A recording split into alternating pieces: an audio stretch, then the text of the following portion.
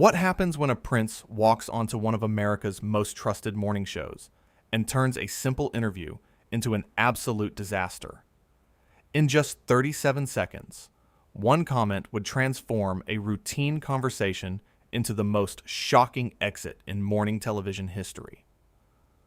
George Stephanopoulos had seen it all: decades in journalism, countless interviews with world leaders, politicians, and celebrities. He knew how to navigate difficult conversations. He knew how to ask the tough questions while maintaining respect and professionalism. But nothing could have prepared him for what was about to unfold on this particular morning. The studio lights were bright as always. The familiar Good Morning America set looked perfect. Coffee mugs were positioned just right on the desk. Everything was in place for what was supposed to be a straightforward interview. Prince Harry was scheduled to discuss his latest charitable initiatives, a topic that should have been easy, even pleasant. The producers were expecting a feel-good segment, the kind of interview that would give viewers something positive to talk about over breakfast.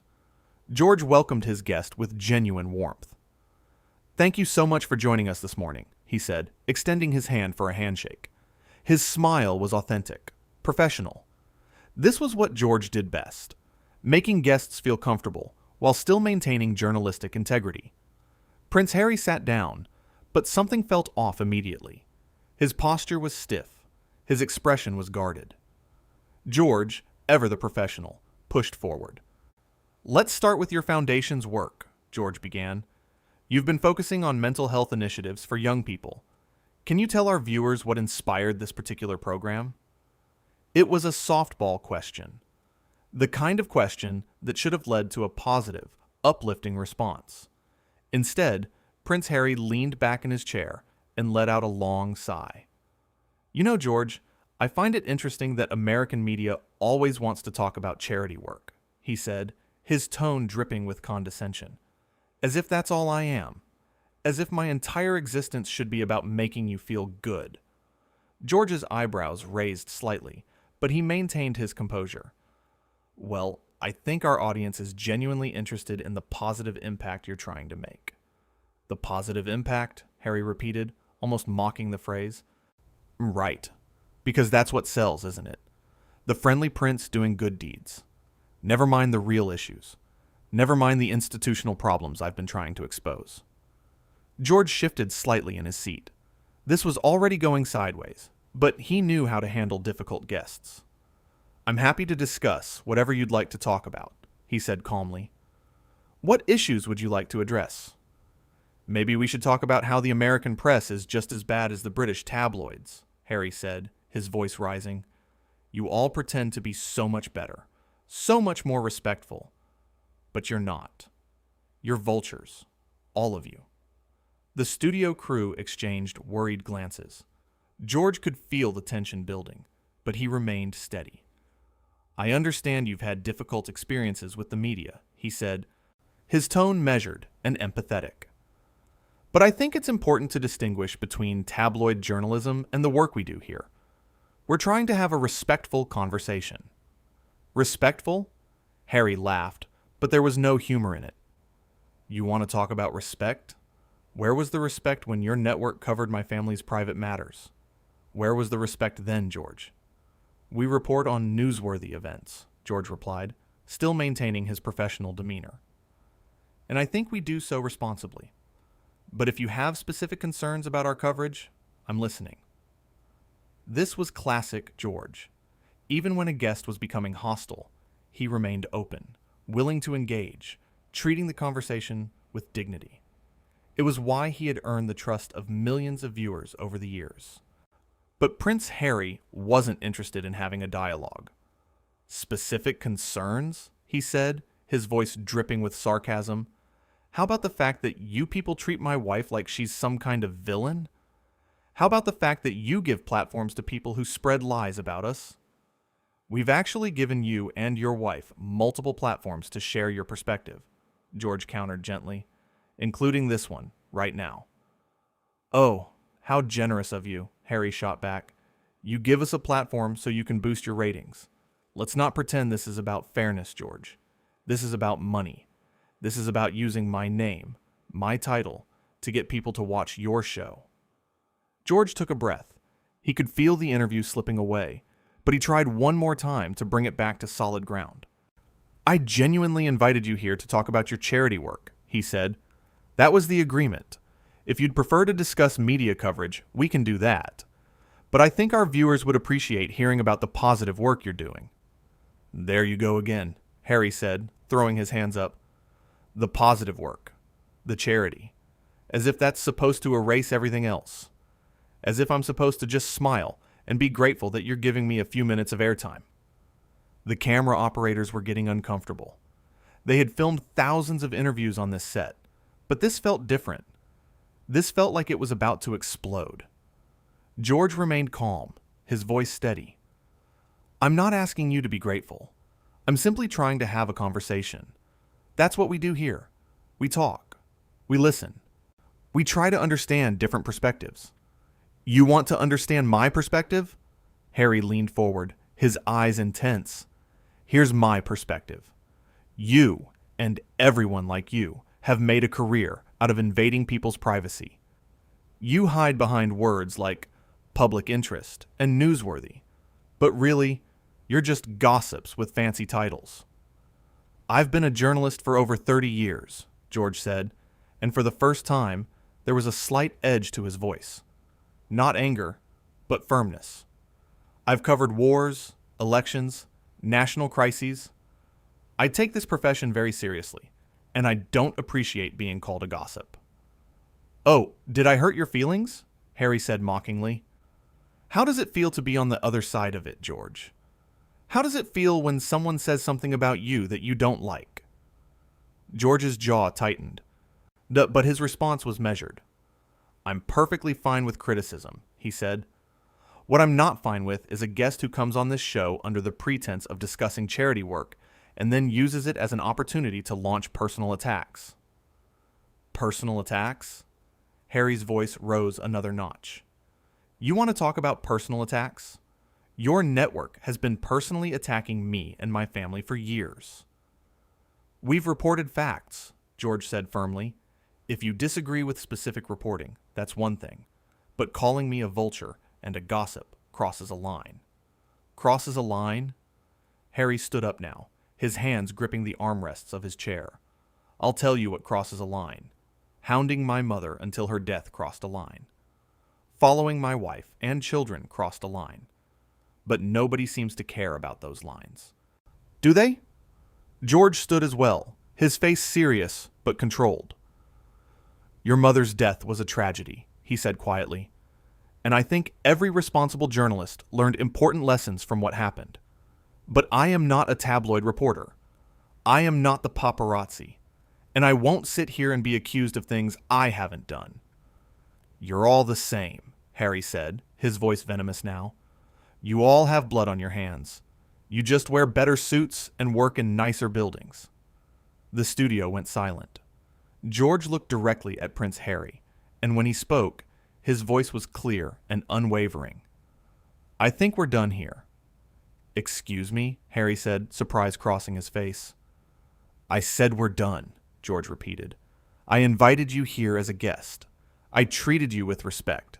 I gave you a platform to discuss important work.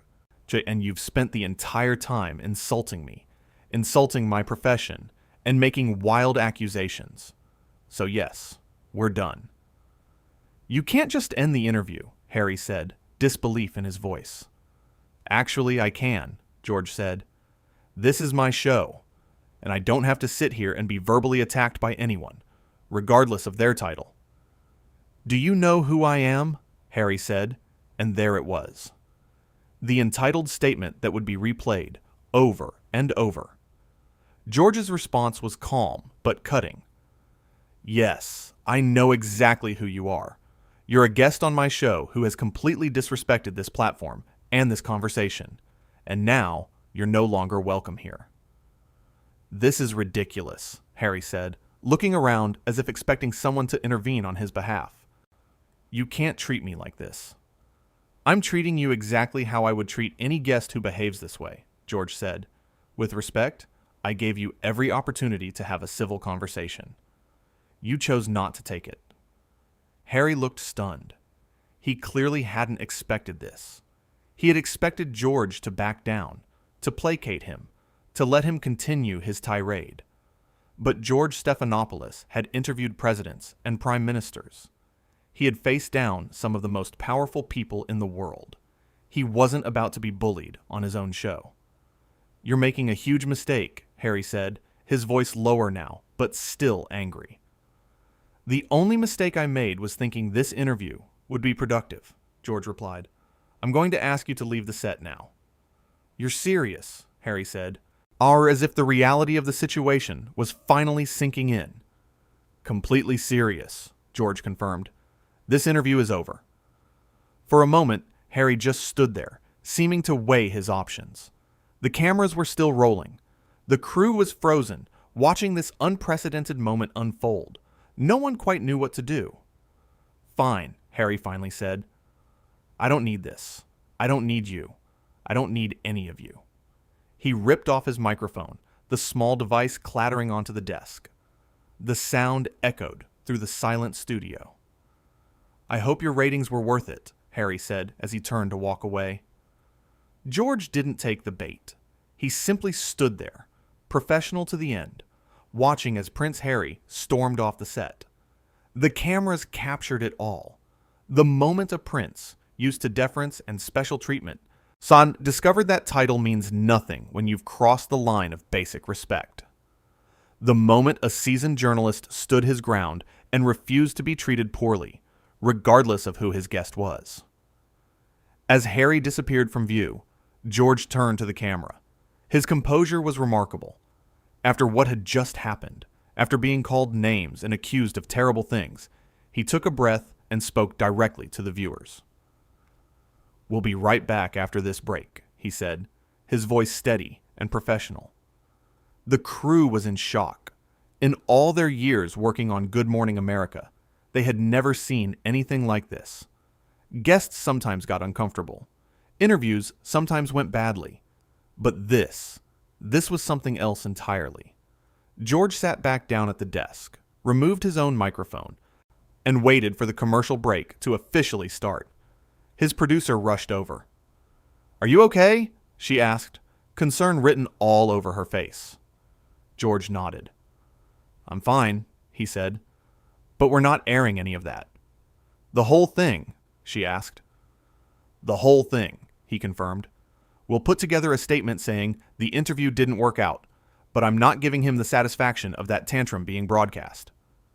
It was a classy move. Even after being attacked and disrespected, George's instinct was to handle it with dignity. Not to embarrass his guest, even though his guest had tried to embarrass him. Not to fan the flames, even though it would have made for incredible television. Back in the studio, crew members were already talking about what they had just witnessed. "Did that really just happen?" one camera operator asked another. "He actually kicked a prince off the show," another crew member said, shaking his head in disbelief. But George wasn't thinking about titles or status. He was thinking about respect, about standards, about what kind of behavior he was willing to tolerate on his show. And the answer was clear. No matter who you are, no matter what your last name is, if you can't be civil, you can't be on his set. The makeup artist who had prepared Harry before the interview was particularly shocked. "He seemed fine in the chair," she said. "A little tense maybe, but nothing like that." "Some people can't handle being questioned," another producer observed. "They're so used to everyone agreeing with them when someone stands their ground. They lose it." And that's exactly what had happened. George hadn't been aggressive. He hadn't been unfair. He had simply refused to be a punching bag. He had maintained his professionalism even as his guest spiraled into hostility. And when it became clear that the conversation couldn't continue productively, he made the tough call to end it. As the commercial break continued, George reflected on the interview. He thought about all the times he had navigated difficult conversations. He thought about the delicate balance between being tough and being fair. He thought about how, sometimes, the most professional thing you can do is know when to walk away. His co-hosts gathered around him, offering support. They had watched the whole thing from their positions on set, but unable to intervene, but silently supportive of how George had handled it. "You did the right thing," one of them said. "Absolutely," another agreed. "You gave him every chance." And he had. George had tried multiple times to redirect the conversation, to give Harry opportunities to discuss his charity work, to have the kind of interview that had been planned. But each time, Harry had chosen conflict over cooperation. The thing that struck everyone who witnessed it was how unnecessary it all was. Harry had walked into a friendly environment. He had a host who was prepared to give him a platform for positive messaging. He had an audience of millions who were generally sympathetic to him and his causes. And he had thrown it all away for what? To vent his frustrations? To prove some point about media coverage? "It's like he wanted to fight," one producer said during the break. "Like he came here looking for a confrontation." George overheard the comment and considered it. Maybe that was true. Maybe Harry had walked in with an agenda that had nothing to do with charity and everything to do with airing grievances. If so, he had picked the wrong forum and the wrong host. The production assistant who had escorted Harry to the green room before the interview reported that he had left the building entirely. No apology, no attempt to smooth things over. Just gone. George wasn't surprised. People who behave that way rarely have the self-awareness to recognize their own role in the breakdown. They rarely take responsibility for their actions.